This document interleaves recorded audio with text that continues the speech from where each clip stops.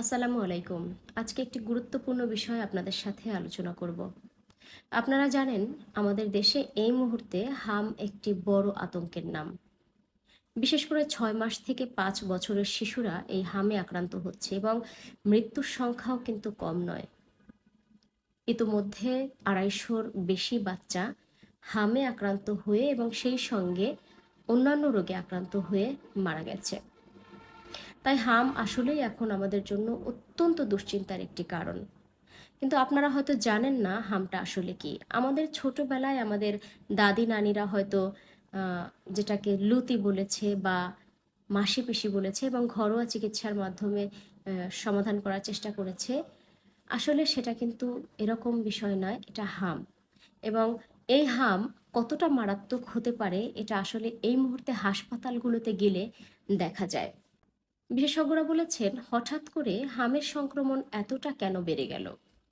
ঢাকাসহ দেশের বিভিন্ন হাসপাতালে এখন সবথেকে বেশি রোগী আসে হামের লক্ষণ নিয়ে এবং এই হাম থেকে তাদের নিউমোনিয়া, মস্তিষ্কে ইনফেকশন সহ আরও অনেক জটিল জটিল রোগে তারা আক্রান্ত হচ্ছে এবং সেখান থেকেই আসলে অনেক বাচ্চা সার্ভাইভ করতে পারছে না।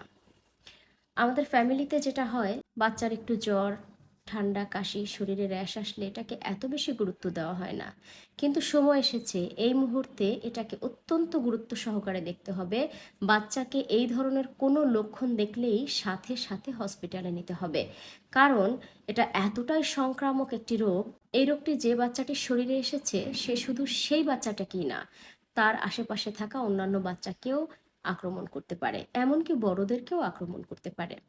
তাই পরিবারের অভিভাবকদের উচিত যখনই কোনো বাচ্চার শরীরে এই রোগের কোনো লক্ষণ দেখবে সাথে সাথে তাকে স্বাস্থ্যকেন্দ্রে বা হাসপাতালে নিয়ে যাবে এবং তাকে একটা প্রাথমিক আইসোলেশনের ব্যবস্থা করতে হবে যাতে তার সাথে অন্যান্য বাচ্চারা মিশতে না পারে।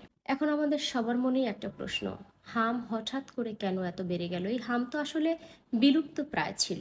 হ্যাঁ, এটা একটা অত্যন্ত গুরুত্বপূর্ণ প্রশ্ন। হাম কেন বেড়ে গেল? গত ২০২১ সালের পর থেকে বাংলাদেশে হামের টিকায় সব থেকে বেশি অবহেলা হয়েছে। সেই সঙ্গে ভিটামিন এ ক্যাপসুলের খুব বেশি অবহেলা হয়েছে। একটা কথা বলে রাখি, যেই বাচ্চার শরীরে ভিটামিন এ ক্যাপসুল নিয়মিত দেওয়া হয়েছে সেই বাচ্চা কিন্তু হামে আক্রমণ থেকে অনেকটাই প্রতিরোধ ক্ষমতা তৈরি হয়েছে তার শরীরে। কিন্তু যেই বাচ্চাকে ভিটামিন এ ক্যাপসুলও দেওয়া হয়নি এবং হামের টিকাও দেওয়া হয়নি, সেই বাচ্চা কিন্তু এই ঝুঁকিতে সব থেকে বেশি। গত কয়েক বছরে আমাদের দেশের বাচ্চারা হামের টিকা পায়নি এবং সেই সঙ্গে ভিটামিন এ ক্যাপসুলও অনেকেই পায়নি। প্রতি বছরে কিন্তু যখন নিয়মিত টিকা দেওয়া হতো তখনও বাংলাদেশে 16% বাচ্চা এই টিকার আওতার বাইরে থাকতো। সেই জায়গা থেকে গত কয়েক বছরে হামের টিকা না দেওয়ার কারণে 80% বাচ্চা হামের টিকার বাইরে থেকেছে। এই যে ভিটামিন এ ক্যাপসুলের অভাব এবং সেই সঙ্গে হামের টিকা না দেওয়া, এই দুটোর কারণে বাচ্চার শরীরে ইমিউনিটি পাওয়ার তৈরি হয়নি এবং তার রোগ প্রতিরোধ ক্ষমতা তৈরি হয়নি, যার জন্য এই হাম এতটা প্রকট আকার ধারণ করেছে এবং এই অবস্থা হয়তো আরও অনেকটা এগিয়ে যাবে সামনের দিনগুলোতে। রোগীর সংখ্যা প্রতিদিনই বাড়বে।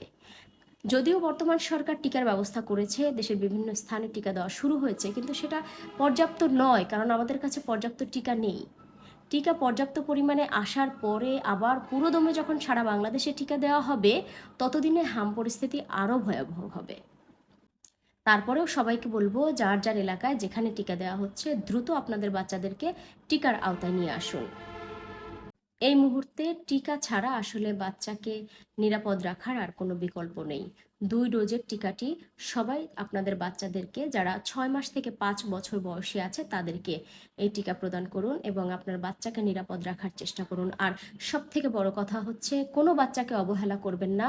জ্বর, ঠান্ডা, কাশি, সেই সঙ্গে শরীরে কোনো রকম র্যাশ, মুখে ঘা দেখলেই সাথে সাথে হসপিটালে নিয়ে যান। এটা কোনো নর্মাল সিমটম নয়। কারণ এই হামের কারণে যখন নিউমোনিয়া হয়ে একদম মারাত্মক পর্যায়ে চলে যাবে, ব্রেইন ইনফেকশন হবে, এছাড়াও বিভিন্ন ইন্টারনাল অর্গান যখন ড্যামেজ হবে তখন কিন্তু বাচ্চাকে আর বাঁচানো যাবে না। তাই আপনারা সতর্ক হন হামের ব্যাপারে।